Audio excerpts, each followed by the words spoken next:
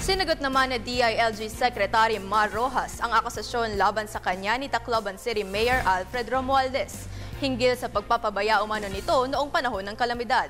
Buwelta ni Rojas, edited at malisyoso ang kumakalat na video sa internet kung saan ipinakita ang kanilang pagpupulong ni Romualdez.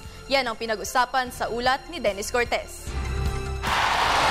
Hindi pa man natatapos ang issue sa pagitan ni Tacloban City Mayor Alfred Romualdez at Interior and Local Government Secretary Mar Rojas, kumakalat ngayon sa internet ang pagpapabaya umano ni Rojas sa pagbibigay ng tulong noong kasagsagan ng bagyong Yolanda.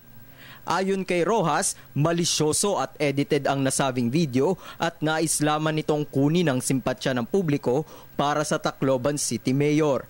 Ayaw ko na sanang magsayang ng oras upang sagutin ang issue na ito. Kasama ako sa napakaraming kababayan natin na mas gustong tumutok sa trabaho tungo sa pagbabangon. Pero hindi dapat palagpasin ang mga kasinungalingan ipinakakalat sa ngayon. Kahit sino ang makapanood ng video ay magsasabi na una, retokado ang pinalabas na pag-uusap. Pangalawa, sinadyang pinutol at tinanggal ang mahalagang bahagi ng pag-uusap, ang konteksto, ang kabuuan. Giit pa ng opisyal, tanging motibo ng nasa likod nito ay sirain ang kanyang pagkatao at pagtakpan umano ang kapabayaan ng local government noong panahon ng kalamidad. Dagdag pa ni Rojas, may sinusunod na protocol ang LGU at national government.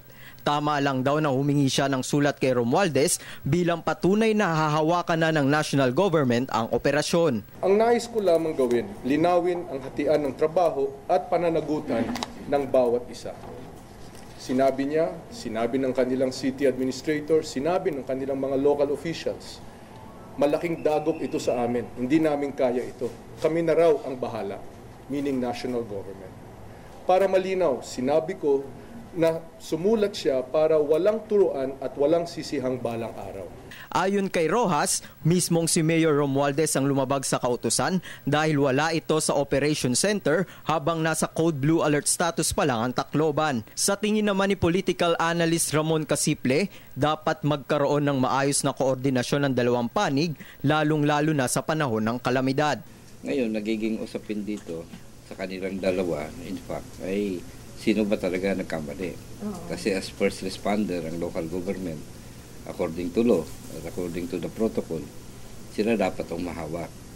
Kaya nga lumitaw sa video, nagtuturuan kung sino, kung kukunin nino.